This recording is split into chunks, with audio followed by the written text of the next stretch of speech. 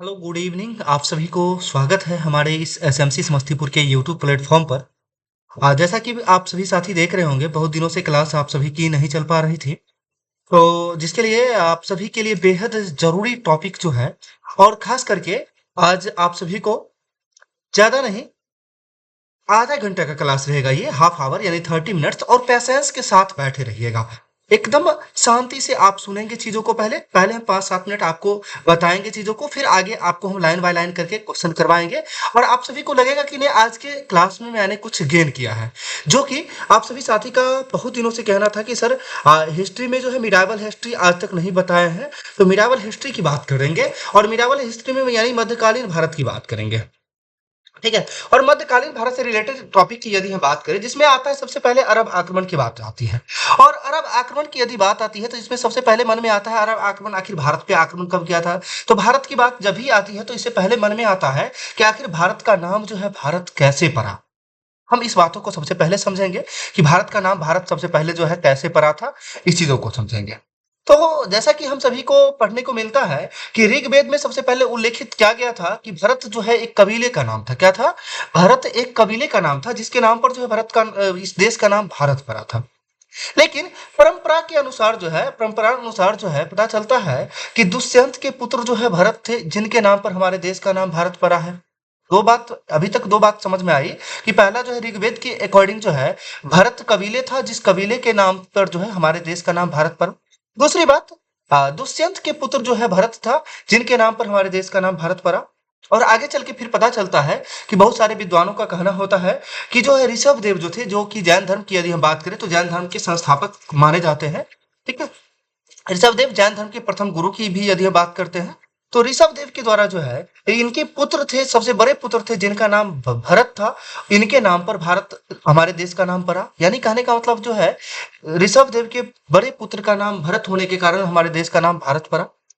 कुछ दिनों के बाद और आगे चलने के बाद पता चलता है कि हमारे देश में बहुत सारे आक्रमणकारी आते हैं। क्या आते हैं? आक्रमणकारी आते हैं, जिनके द्वारा आक्रमण किए जाते हैं। और उन आक्रमण में जो है बात करें ईरानियों के द्वारा, यानी ईरानियों के द्वारा जो है भारत को हिंदुस्तान, यानी इसे जो है हिंदुस्तान कहकर संबोधित किया गया था। क्या कहकर संबोधित किया गया था? हिंदुस्तान। यानी सबसे पहले हिंदुस्तान हिंदुस्तान कहने का काम जो है किसके द्वारा किया गया था? ईरानियों के द्वारा किया गया था। आगे हम थोड़ा-सा और यदि हम बढ़ते हैं, तो फिर पता चलता है यूनानी आता है, और यूनानी के द्वारा जो है भारत को इंडिया कहकर पुकारा गया। क्या कहकर पुकारा गया? इंडिया कहकर पुकारा गया भारत को। किसके द्वारा? यूनानियों के द्वारा। फिर आगे चल के पता चलता है कि भारत की जनता के संदर्भ में जो है हिंद, यानी हिंद मतलब क्या? हिंद यानी भारत की जनता के संदर्भ में जो है हिंदू शब्द का सर्वप्रथम प्रयोग जो है अरबों के द्वारा किया गया था। किसके द्वारा किया गया था? अरबों के द्वारा किया गया था हिंदू शब्द का सर्वप्रथम प्रयोग। और इसीलिए इसको जो है हिंदुस्तान के रूप में पॉपुलर किया गया। तो आपके मन में ये प्रश्न आना चाहिए कि हिंदू शब्द का प्रयोग जो है हम भारत के लोगों के लिए सर्वप्रथम किसके द्वारा किया गया था? तो अरब के आक्रमणकारियों के द्वारा किया गया था। तो यहाँ तक हम जाने हैं। इसके बाद हम देखते हैं अरब आक्रमण के बारे में देखते हैं। पैसेंस रखेंगे सिर्फ, और सिर्फ पैसेंस रखने के अलावा कुछ करने की जरूरत नहीं है। एक बार अगर आपने आधा घंटा यदि समय दे दिया, तो अभी समझ लीजिए कि अरब आक्रमण से लेकर आप मोहम्मद गौरी तक टॉपिक को जो है कंप्लीट करेंगे। इससे पहले जो बीपीएससी टीचर की तैयारी करते हैं उनके लिए, ठीक है, किरण पब्लिकेशन का जो है बीपीएससी टीडी के लिए एक यानी एसएसटी के लिए जो है गाइड आता है। एसएसटी के लिए क्या आता है? सेल्फ स्टडी गाइड आता है। इस बुक को जो है मार्केट में अवेलेबल होगी, जो 6 to 8 के लिए जो है स्पेशल करके है। तो ये जिनको अगर जरूरत हो कि नहीं हमें सामने एग्जाम है 6 to 8 का, तो वो साथ ही अपना ले लेंगे, मार्केट में अवेलेबल है। ठीक है, चलिए बहुत बढ़िया, आगे देखते हैं, हम टॉपिक पे आते हैं, जिसमें आते हैं तो इतिहास के स्रोत के बारे में देखते हैं। ठीक है, तो इतिहास के स्रोत के बारे में यदि हम देखें, जिसमें से यानी इतिहास के किस स्रोत से जो है हमें सिंध पर आक्रमण की जानकारी मिलती है। यानी सिंध पर आक्रमण, हम अरब आक्रमण के बारे में जब भी पढ़ना शुरू करते हैं तो अरबों का सबसे पहला आक्रमण जो होता है वो सिंध पर होता है। कहाँ होता है? सिंध पर होता है। और यही सिंध है, इसी सिंध को जो है आगे चल के अंग्रेजों के द्वारा जो है अंग्रेजी साम्राज्य में मिलाया जाता है, जो कि 1843 में मिलाया जाता है लॉर्ड एलन ब्रो के द्वारा। किसके द्वारा मिलाया जाता है? लॉर्ड एलन ब्रो के द्वारा यही सिंध है। और इस सिंध पर आक्रमण के बारे में जानकारी जो हमें किस पुस्तक से मिलता है?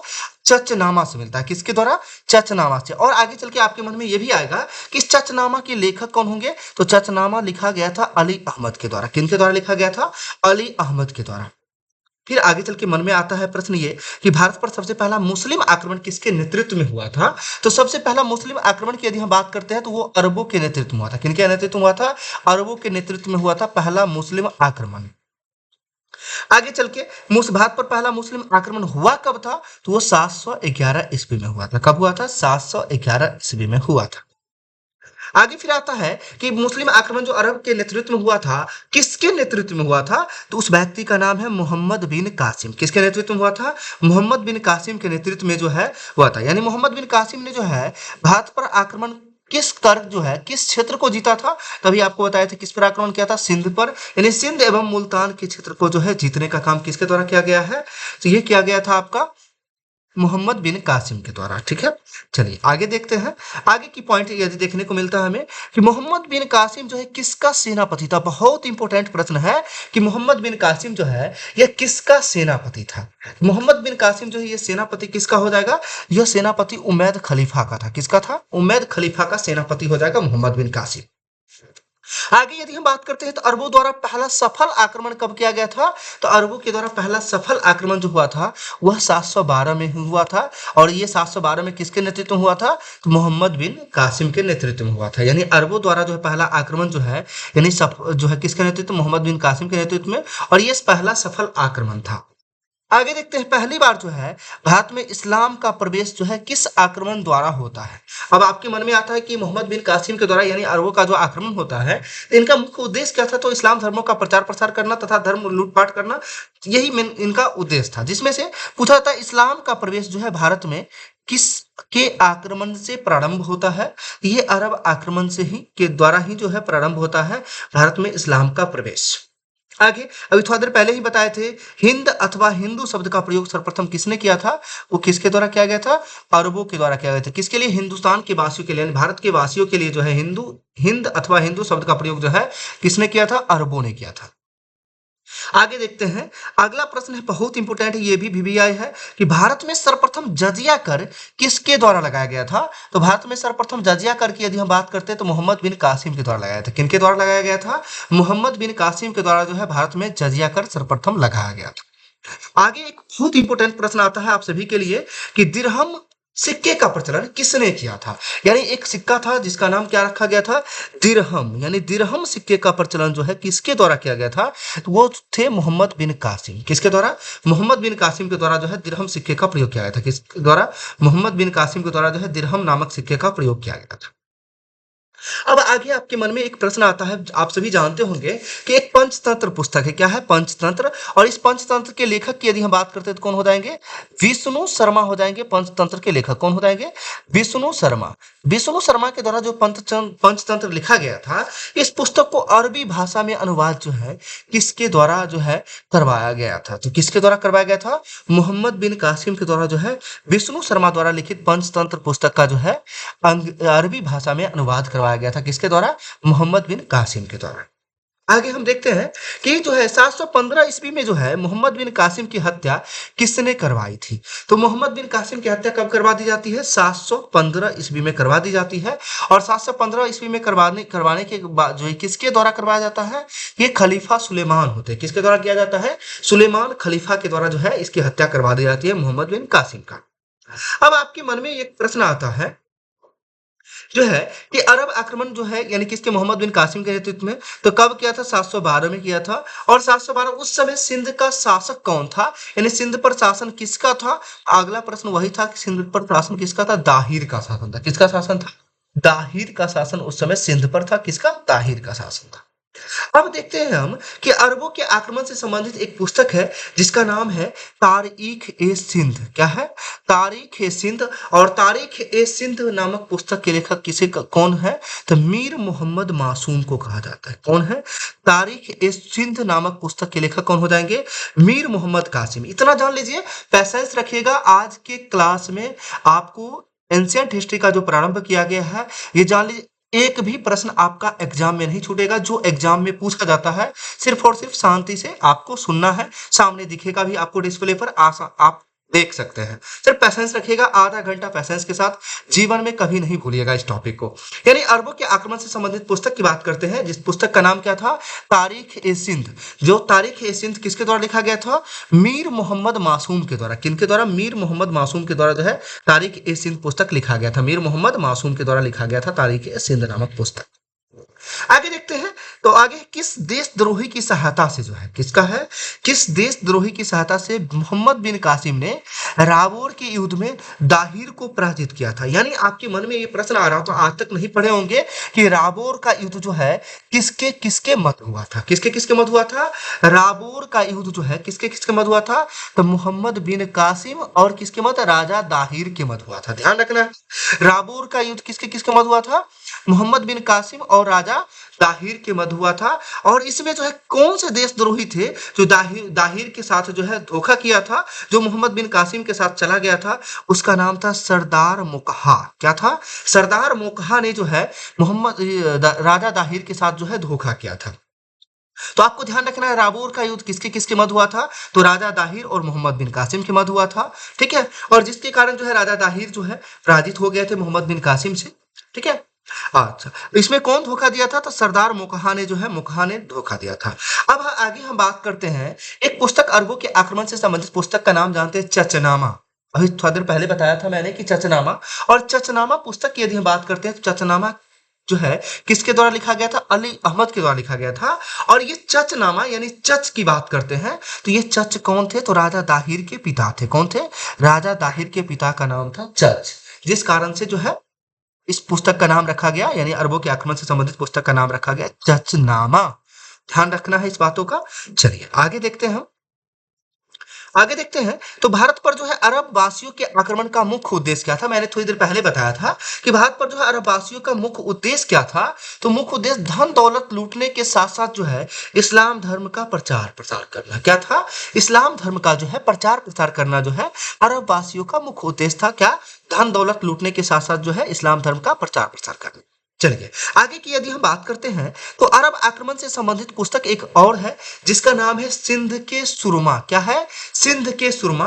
और सिंध के सुरमा नामक पुस्तक के लेखक कौन हो जाएंगे, तो जी.एम. सैयद हो जाएंगे। क्या हो जाएंगे, जी.एम. सैयद। भी वेरी वेरी इंपॉर्टेंट प्रश्न है ये भी, कि सिंध के सुरमा नामक पुस्तक के लेखक कौन होंगे, जी.एम. सैयद के द्वारा लिखा गया था सिंध के सुरमा।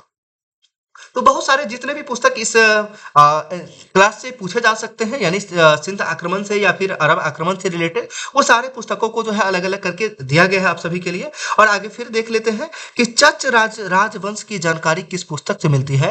यानी अभी थोड़ा देर पहले मैंने बताया था कि राजा दाहिर के पिता का नाम क्या था, चच था। और राजा दाहिर के बारे में ये भी पूछा जा सकता है आपसे कि चच वंश के जो है सॉरी, राजा दाहिर जो है ये किस वंश से संबंधित थे, तो राजा दाहिर का संबंध था चच राजवंश से संबंध। किससे, चच राजवंश से। ठीक है, ये ध्यान रखना है। और ये इसके बारे में जानकारी मिलता है किस पुस्तक में, चचनामा में मिलता है।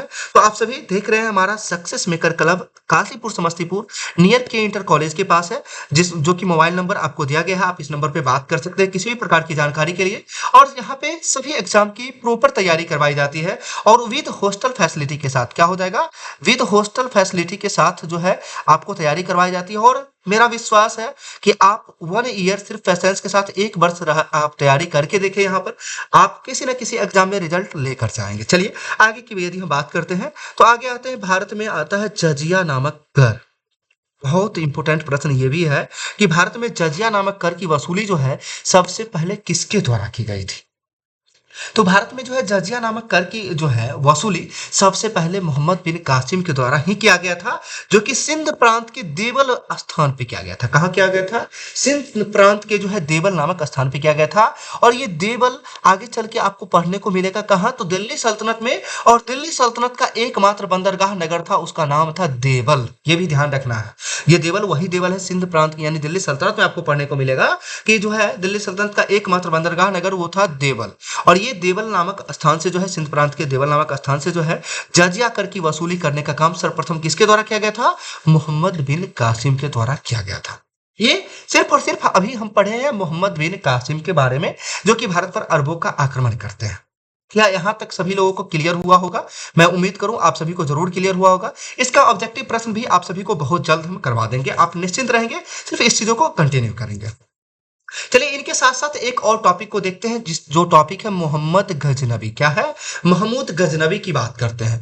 वेरी वेरी इंपॉर्टेंट टॉपिक है, यहां से प्रश्न एग्जाम में बनते ही हैं, एक से दो प्रश्न आपको देखने को मिल जाएंगे। तो मोहम्मद गजनबी के बारे में आपको देखते हैं। तो मोहम्मद गजनी के बारे में यदि हम बात करें तो सबसे पहले आता है मन में कि गजनी साम्राज्य के संस्थापक, यानी ये महमूद गजनबी के बारे में बात करते हैं। तो महमूद गजनबी से पहले देख लेते हैं। तो महमूद गजनबी का नाम इसलिए पड़ा क्योंकि गजनी साम्राज्य से बिलोंग करता था। तो अब देखते हैं इसके बारे में पहले। तो महमूद गजनबी की जगह पे यहाँ पे गजनी साम्राज्य होना चाहिए था। चलिए आगे, गजनी साम्राज्य की स्थापना किसने किया था? तो ये गजनी साम्राज्य का स्थापना जो है अल्पतगीन के द्वारा किया गया था। और अल्पतगीन के द्वारा किया गया था, कब किया गया था? तो 932 ईस्वी में किया गया था। कहाँ कब किया गया था? 932 ईस्वी में किया गया था। अब एक प्रश्न बनता है कि गजनी वंश का जो है अन्य किस नाम से जानते हैं, यानी गजनी वंश को अन्य किस नाम से जानते हैं? तो गजनी वंश को ही अन्य जो है यामनी वंश के नाम से भी जानते हैं। किस नाम से जानते हैं? यामनी वंश के नाम से भी जानते हैं गजनी वंश को। ध्यान रखना है, यानी गजनी साम्राज्य की स्थापना अल्पतगीन के द्वारा किया गया था। कब? तो 932 ईस्वी में किया गया था। आगे देखते हैं, गजनी साम्राज्य की राजधानी कहाँ थी? तो गजनी साम्राज्य की राजधानी की यदि हम बात करें तो कहाँ हो जाएगा? गजनी ही हो जाएगा। गजनी साम्राज्य की राजधानी कहाँ हो जाएगा? गजनी ही हो जाएगा। यानी अल्पतगीन ने जो है अपनी राजधानी कहाँ स्थापित की थी? तो गजनी को अपनी राजधानी स्थापित की थी। आगे बात करते हैं, अल्पतगीन की मृत्यु के बाद जो है गजनी का शासक कौन बना गया? तो यानी गजनी के जो है, यानी अल्पतगीन की मृत्यु के बाद जो है गजनी का जो है शासक कौन बना था? तो उसका नाम था प्रीतिगीन। क्या था? प्रीतिगीन था, जो कि अल्पतगीन की मृत्यु के बाद गजनी साम्राज्य का शासक कौन बना था? प्रीतिगीन बना था। आगे की यदि हम बात करते हैं तो प्रथम तुर्क आक्रमण के समय जो है पंजाब का शासक कौन था? बहुत इंपॉर्टेंट प्रश्न है कि प्रथम तुर्क आक्रमण जो हुआ था भारत में, उस समय पंजाब का शासक कौन था? वो राजा जयपाल थे। कौन थे? राजा जयपाल थे। कौन थे? राजा जयपाल थे उस समय तुर्क आक्रमण। ठीक है, चलिए आगे की यदि हम बात करते हैं तो जयपाल जो है ये कहाँ का शासक था? पंजाब के किस वंश से संबंधित था? ये शाही वंश के शासक राजा जयपाल था। किससे था? शाही वंश से। आगे अब प्रश्न बनता है कि सुबुक्तगीन की जो है, सुबुक्तगीन जो था ये किसका गुलाम दामाद था? तो सुबुक्तगीन जो ये आप देख रहे हैं, सुबुक्तगीन की यदि हम बात करते हैं, ये किसका होता है? अल्पतगीन का जो है दामाद था। किसका था? अल्पतगीन का जो है दामाद था सुबुक्तगीन। आगे देखते हैं, यानी सुबुक्तगीन गजनी की गद्दी पर कब बैठा था? तो सुबुक्तगीन जो गजनी की गद्दी पे बैठता है 977 ईस्वी में बैठता है। सुबुक्तगीन कब बैठता है? 977 में बैठता है। और सुबुक्तगीन क्यों इंपोर्टेंट है? सुबुक्तगीन क्यों इंपोर्टेंट है? क्योंकि ये मोहम्मद गजनवी का पिता, जिसको हम महमूद गजनी के रूप में भी जानते हैं, तो सुबुक्तगीन जो ये कौन था? महमूद गजनी का पिता था। और आगे चल के महमूद गजनी का जन्म जो होता है वो कब होता है? 1 नवंबर 971 को होता है। कब होता है? 1 नवंबर 971 को जो है महमूद गजनी का जन्म होता है। और ये आगे चल के जो है 998 में जो है, कब? 998 में जो है गजनी का शासक बनता है। कब बनता है? 998 में गजनी का शासक बनता है। अब आपके मन में प्रश्न आ रहे होंगे, चलिए आगे दिया हुआ भी है कि महमूद गजनी के पिता का नाम क्या था? सुबुक्तगीन, जो कि मैंने पहले ही बताया। आगे देखते हैं, सुबुक्तगीन के काल में जो है महमूद गजनी कहाँ का शासक था? बहुत इंपॉर्टेंट प्रश्न है ये भी कि सुबुक्तगीन के काल में जो है, सुबुक्तगीन के काल में जो है महमूद गजनी जो था ये कहाँ का शासक था? तो ये खुरासान का शासक था। कहाँ का था? खुरासान का शासक था। कहाँ का? खुरासान का शासक था महमूद गजनी। यानी कि अपने पिता के समय में जो है महमूद गजनी जो है कहाँ का शासक था? तो ये जो है कहाँ का शासक था? ये खुरासान का शासक था। चलिए आगे, फिर आगे वही बात दिया गया है, महमूद गजनी की गद्दी पे कब बैठा था? तो 998 ईस्वी में बैठा था। कब बैठा था?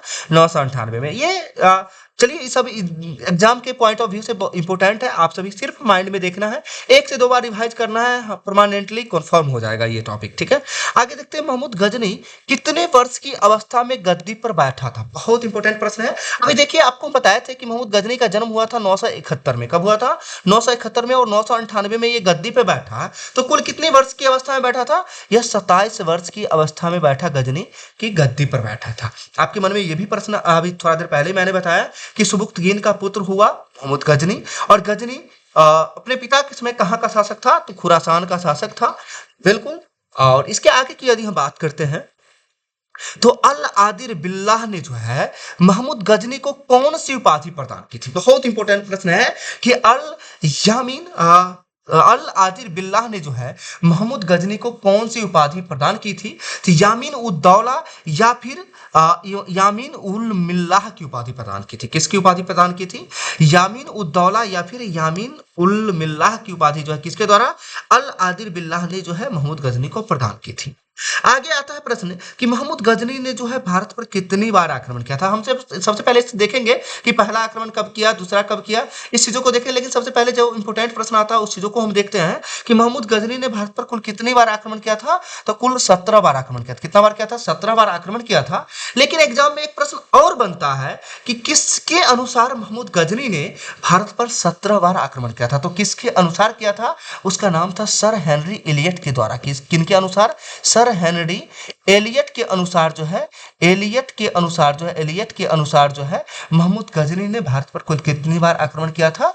17 बार आक्रमण किया था। ये ध्यान रखना है। आगे चलते हैं। आगे है महमूद के भारतीय आक्रमण का वास्तविक उद्देश्य क्या था। तो महमूद के भारतीय आक्रमण का वास्तविक उद्देश्य क्या था? तो धन की प्राप्ति था। ये ध्यान रखना है कि मोहम्मद बिन कासिम का उद्देश्य क्या था, यानी अरबों का आक्रमण का उद्देश्य क्या था? मुख्य उद्देश्य तो धन दौलत लूटपाट के साथ साथ इस्लाम की प्रचार करना। लेकिन महमूद गजनवी का जो सिर्फ और सिर्फ मेन उद्देश्य था वो क्या था? धन की प्राप्ति करना, यानी धन दौलत लूटना। ठीक है, आगे चलते हैं। महमूद गजनी ने भारत पर प्रथम आक्रमण कब किया था? तो वो 1000 ईस्वी में किया था। कब किया था? 1000 ईस्वी में जो है महमूद गजनी ने भारत पर पहला आक्रमण किया। आगे देखते हैं, आगे चलते हैं। आगे है महमूद गजनी का दूसरा आक्रमण जो है किसके विरुद्ध था। तो किसके विरुद्ध था? ये राजा जयपाल के विरुद्ध था। किसके विरुद्ध था? राजा जयपाल के विरुद्ध था। दूसरा आक्रमण किसके विरुद्ध था? राजा जयपाल के विरुद्ध।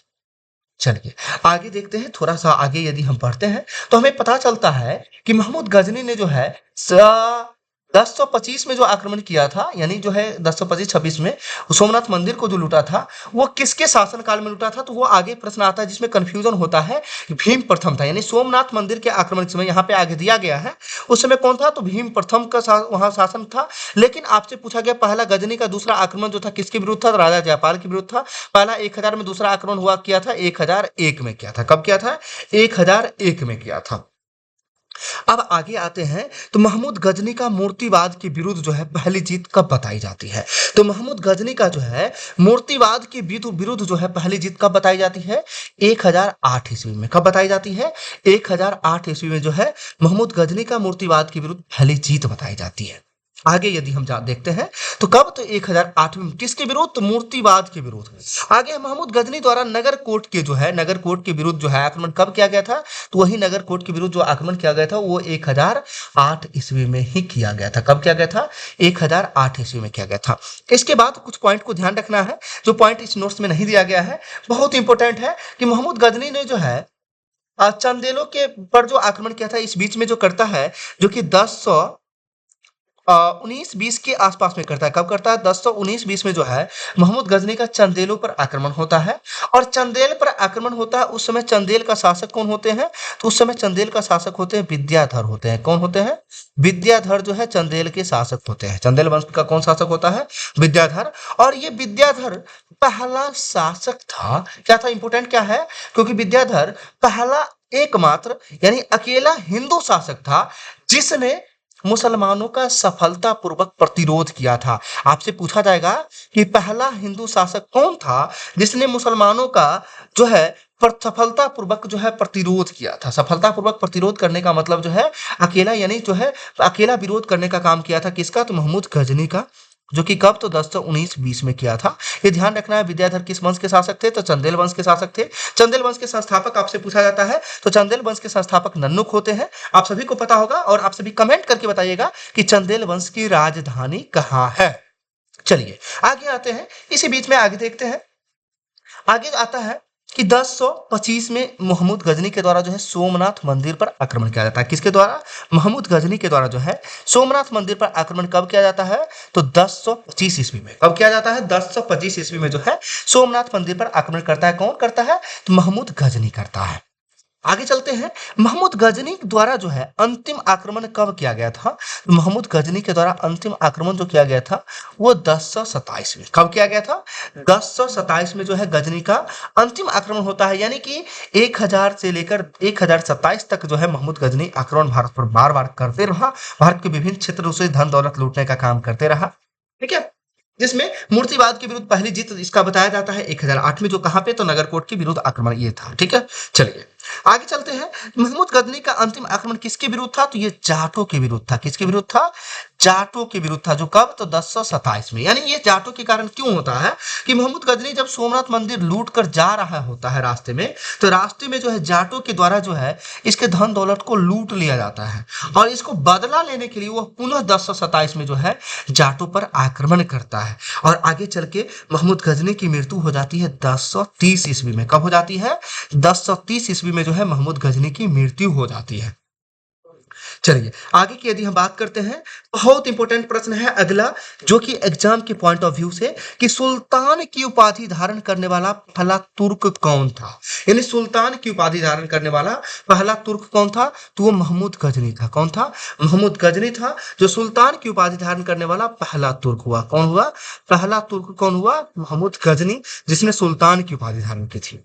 आगे बात करते हैं। तो महमूद गजनी द्वारा जो है भारत में गठित एक सेना के सरदार का नाम क्या था? यानी महमूद गजनी के द्वारा जो भारत में जो गठित एक सेना तैयार किया गया था, उस सेना के सरदार का नाम क्या था?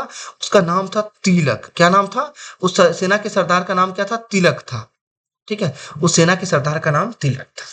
आगे चलते हैं। संस्कृत मुद्रा लेख के साथ साथ जो है चांदी के सिक्के किसने जारी किया था? बहुत इंपॉर्टेंट प्रश्न है कि संस्कृत मुद्रा लेख के साथ साथ जो है चांदी के सिक्के किसने जारी किया था? तो वो महमूद गजनवी ने जारी किया था। किसके साथ? तो संस्कृत मुद्रा लेख के साथ साथ जो है चांदी के सिक्के जारी किए थे महमूद गजनी के द्वारा। और ये प्रश्न पूछा जाता है कि दोनों साइड जो है दो भाषाओं में अलंकित, यानी महमूद गजनी जो चांदी का सिक्का जारी किया था वो दो भाषाओं में मुद्रा लेख अंकित थे, यानी जिसमें ऊपरी भाग पर जो है मुद्रा लेख अरबी भाषा में था। क्या था? ऊपरी भाग पर किस में था? अरबी भाषा में था, ऊपरी भाग पर। ठीक है, और यदि बात करते हैं दूसरी साइड जो था वो संस्कृत भाषा में था, इसलिए जो है संस्कृत मुद्रा लेख के साथ साथ जो है चांदी का सिक्का, यानी एक साइड अरबी भाषा, दूसरी साइड कौन सा हो जाएगा? संस्कृत भाषा में जो है लिखा हुआ यानी रहता था, यानी अंकित रहता था। आगे देखते हैं। महमूद गज का जो है दरबारी इतिहासकार कौन था? तो महमूद गजनवी का दरबारी इतिहासकार कौन था? उतबी हो जाएगा। कौन हो जाएगा? महमूद गजनवी का दरबारी इतिहासकार कौन हो जाएंगे? उतबी हो जाएंगे। कौन होंगे? उतबी हो जाएंगे गजनवी का दरबारी इतिहासकार। चलिए आगे देखते हैं हम।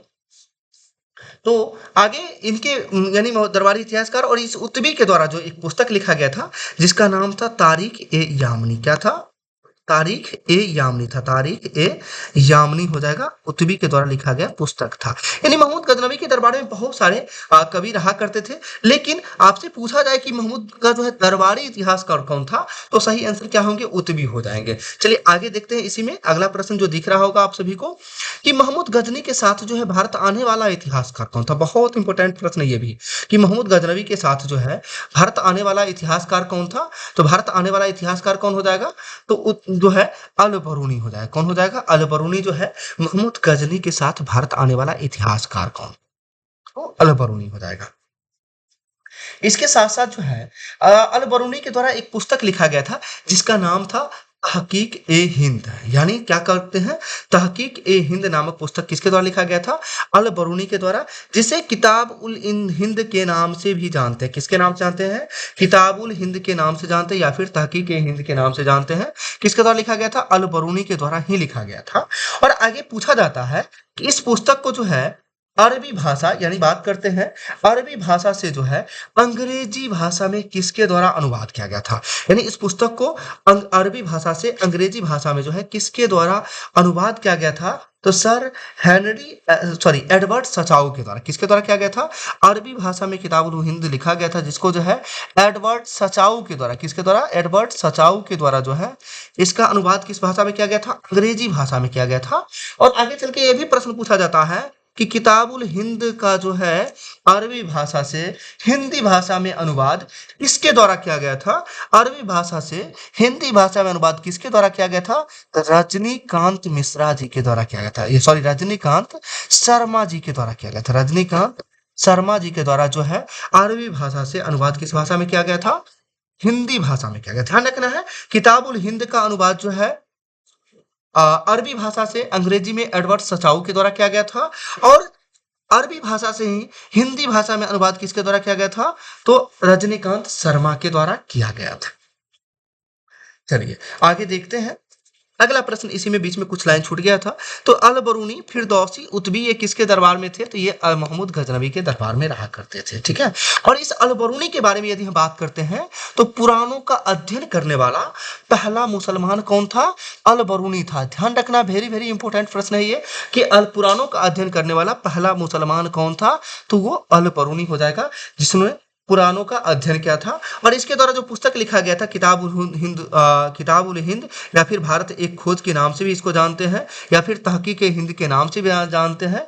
तो जिसमें किसके बारे में मिलता है? तो भारत के जो है सामाजिक सांस्कृतिक स्थिति के बारे में जानकारी मिलती है। यानी भारत के सामाजिक सांस्कृतिक स्थिति के बारे में जानकारी किस पुस्तक में मिलती है? तो अल बरूनी की किताबुल हिंद में मिलती है। जान लीजिए, इसके बाहर किसी भी एग्जाम में एक भी प्रश्न आपको देखने को नहीं मिल सकता है, इतना भरोसा रखिएगा। ठीक है, चलिए आगे देखते हैं। महमूद गजनी किस वंश से संबंधित था? अभी थोड़ी देर पहले मैंने बताया था स्टार्टिंग में ही कि गजनी वंश को अन्य किस नाम से जानते हैं? तो यामनी वंश के नाम से भी जानते हैं। तो इसीलिए महमूद गजनी किस वंश से संबंधित थे? यामनी वंश से संबंधित थे। ध्यान रखना है, किससे? यामनी वंश से संबंधित हो जाएंगे महमूद गजनी। ठीक है, चलिए आगे यदि बात करते, इन्हीं के दरबार में एक कौन रहा करते थे? फिरदौसी। और ये फिरदौसी बहुत इंपॉर्टेंट प्रश्न है कि फिरदौसी के द्वारा एक कौन सा पुस्तक लिखा गया था? तो शाहनामा। क्या कौन सा पुस्तक लिखा गया था? शाहनामा। और शाहनामा किसकी कृति है? फिरदौसी की। और इसीलिए जो है पूर्व की होमर की उपाधि जो है किसको दी जाती है? तो फिरदौसी को दिया जाता है। यानी जो कि महमूद गजनवी के दरबार में कवि थे, जिसे पूर्व के होमर की संज्ञा दी गई है। किसको? फिरदौसी को पूर्व के होमर की संज्ञा दी गई है। यानी सभी का इंपोर्टेंट पुस्तक भी आपको बताया, अल बरूनी, किताबुल हिंद, फिरदौसी, शाहनामा, और उतबी के द्वारा जो लिखा गया पुस्तक था किताबुल यामी। चलिए आगे देखते हैं अगला पॉइंट क्या कहता है। किसके अनुसार गजनी ने भारत पर 17 बार आक्रमण किया था? जो कि मैंने पहले ही स्टार्टिंग में ही बता दिया था कि किसके अनुसार गजनी ने भारत पर 17 बार आक्रमण किया था? तो सर हेनरी इलियट के अनुसार जो है गजनी ने भारत पर कुल 17 बार आक्रमण किया था।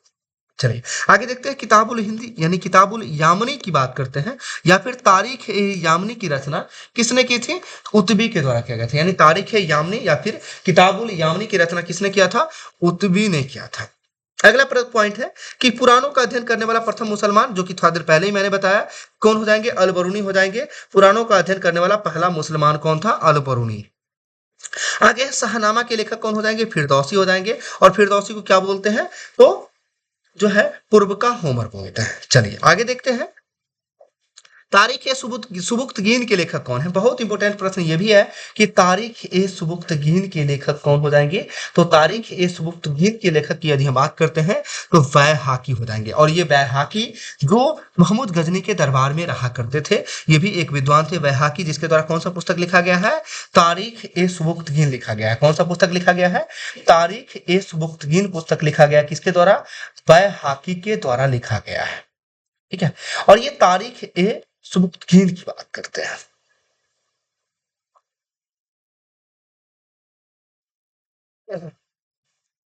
जिसे जो है इस इतिहासकार को लेनपुन के द्वारा जो है, यानी इतिहासकार लेनपुन ने जो है पूर्वी पेप्स की उपाधि दी है। यानी इस बैहाकी को जो है कौन सी उपाधि दिया है? तो पूर्वी पेप्स की उपाधि दी गई है। किसकी उपाधि दी गई है? पूर्वी पेप्स की उपाधि किसको दिया गया है? तारीख सुबुक्तगीन के लेखक यानी इतिहासकार बैहाकी को दिया गया है। और पूर्वी पेप्स की उपाधि किसके द्वारा दिया गया था? तो इतिहासकार, उनका नाम क्या था? लेनपुल के द्वारा। किनके द्वारा दिया गया था? लेनपुल के द्वारा। इतिहासकार लेनपुल के द्वारा जो है पूर्वी पेप्स की उपाधि दी गई थी। किसको दी गई थी? तो बैहाकी। चलिए आगे देखते हैं। तारीख ए हिंद पुस्तक का अंग्रेजी में अनुवाद किसने किया था? अभी थोड़ा देर पहले मैंने बताया कि तारीख ए हिंद का अंग्रेजी में अनुवाद एडवर्ड सचाऊ के द्वारा किया गया था। किसके द्वारा किया गया था? एडवर्ड सचाऊ के द्वारा किया गया था। और आगे भी देखते हैं, तो तारीख ए हिंद पुस्तक का हिंदी में अनुवाद किनके द्वारा किया गया था? तो रजनीकांत शर्मा जी के द्वारा किया गया था। किनके द्वारा किया गया था? रजनीकांत शर्मा जी के द्वारा किया गया था। तो आज का ये टॉपिक बहुत इंपॉर्टेंट है आप सभी के लिए। एक बार आप सभी कोशिश करिएगा इसको देख लेने का, देखने के साथ साथ जो है रिवाइज जरूर करिएगा। और इसका नोट्स अगर बनाना पॉसिबल होगा तो आप नोट्स भी बना सकते हैं किसी भी एग्जाम के लिए। इससे बाहर जिस टॉपिक क्या क्या मैंने पढ़ाया आज, तो अरब आक्रमण में मोहम्मद बिन कासिम, और मोहम्मद बिन कासिम से लेकर मोहम्मद गजनी तक पढ़ाए, यानी महमूद गजनी तक पढ़ाए। और गजनी तक यहाँ तक आप सभी बुक से आप क्वेश्चन सॉल्व कर सकते हैं। कहीं से एक भी प्रश्न आपको नहीं छूटेंगे, चाहे किसी भी एग्जाम का वो पेपर हो। तो आप सभी जरूर बताइएगा कि आज का क्लास कैसा रहा। ठीक है, अगर क्लास अच्छा रहा हो तो आप सभी लाइक शेयर सब्सक्राइब जरूर करिएगा और अपने दोस्तों तक जरूर पहुंचाइएगा इस चीजों को, ताकि सभी साथी इस चीजों को देख सके और ज्यादा से ज्यादा लोगों को लाभ मिल सके। ठीक है, धन्यवाद आप सभी को। शुभ रात्रि और हैप्पी दीपावली। दीपावली की हार्दिक शुभकामनाएं आप सभी को। मिलते हैं फिर अगले वीडियो में, तब तक के लिए bye, good night all of you.